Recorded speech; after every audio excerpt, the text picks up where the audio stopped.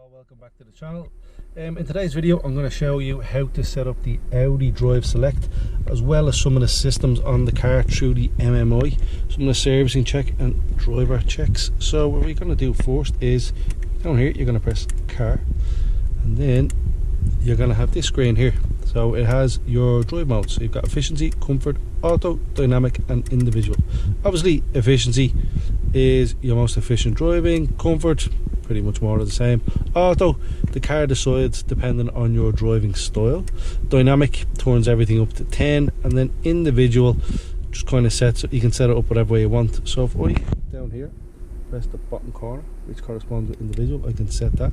So engine and gearbox, I have it in, you can have comfort, auto, dynamic. I have mine in dynamic. Steering, the same. Sport differential, my car is a Quattro with a sport differential, so I have it set up for dynamic. You don't really feel it unless you're on a bit of a twisty road. I haven't had the car on a track, I haven't had it on a twisty road. It makes it turn a little sharper, nothing major. And the belt tensioner is just your seat belt tensioner to keep you in the seat. So if we step back out of there, and down here you can see system, so it'll correspond to this button here. Press that, and then you'll have your vehicle settings. So if we click into that, your steering wheel button, which is this button here, you can set that up if you want. So you can have it voice guidance, nav, map, colour, day or night, traffic program on and off, switch radio to media, skip forward a song, which is what I have it set at. And all you do is, if you want to change it, you just highlight them and click it as you see fit. I'm going to leave mine with skip forward a song. We're going to go back, we're going to go to seats. Driver seat, auto belt tensioner is on. The remote key on that, my car doesn't have electric seats. If you've got electric seats, I think it will have an easy access. The seat will slide back out of the way so you can get in easier. It's like a comfort feature. I don't have that. Passenger seat, more of the same. The rear seats doesn't have anything on them. Exterior lighting, automatic headlights, yes. Activation time early, so if it starts to get dim they'll come on early, or you can change it to medium or late, so it'll be fairly dark at late, so you're best off just leaving that to early. Automatic dip on. I have automatic headlights that are LED, so it does have the automatic dip, so if a car is coming towards you it will dip its headlights. Also the Audi adaptive lighting I have, which is pretty good with the LED headlights. There's a whole raft of information online to read up about that, so I'm not going to get into it in this video. I may do another video just in the headlights because there's a lot of stuff on them. Lights on when unlocking the car. Obviously you unlock the car, lights are on, just leave that on. It's very handy at night if you're getting into the car. Lights on when leaving car, same. It's handy if you're going into the house at night. Close the door, lock the car, the lights will stay on for about 30-40 seconds. Lights for driving on the right. This is a right hand drive car, so we drive on the left hand side of the road. If I go on the continent to France, Spain, Germany, because I've got LEDs, I can just click that and the lights will automatically change without having to do anything else. And then when I go back to Ireland, I just turn it back off and the lights will come back to normal. Very easy to do. Central locking, press long to open all the windows. If you hold your key down, if you hold the open key down, the windows will open, and if you hold the lock key, the windows will close. Unlock doors, all, you can change that to just the driver if you want, depending on where you live and how safe you feel, but that's okay. Disable boot handle, which means you can't turn, or you can't open the I think you can't open the boot with the key, or until you unlock all the doors or start the car or something along them lines. I haven't played with it at all. Folding mirrors, on, off. You fold the mirrors and the car locks, just leave that on. Lock when driving, you take off as soon as you get to about 5 kilometers an hour, the car will lock. We're going to go back out of there.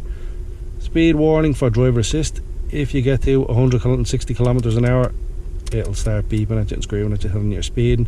If your friends have one of these cars, this one is an Audi A6 C7, it's a 2014. If one of your friends have these cars and they beat you at golf, which my friend did, he's a BMW 520, has a similar thing on it, you set it down to about 30 kilometers an hour and then you don't tell him you've done it, so it'll beep at him all the way home. But what can you do? So I'm going to leave mine at 160. Parking aid is the sensor, so it'll display when you come on, it'll have the parking display on it where the sensors come up and they'll tell you if you're getting closer. Front volume, again you can change it, higher or lower. Frequency, again, and the same on the rear, same all the way. In-car entertainment, which will turn your stereo down when the sensors come on. so usually that is. Rest recommendation, the car will tell you if you have been driving for a long time to probably take a rest and have a cup of coffee. Leave that on. Rain sensor is for the wipers. The wipers will come on if it gets wet, so you might as well just leave that on.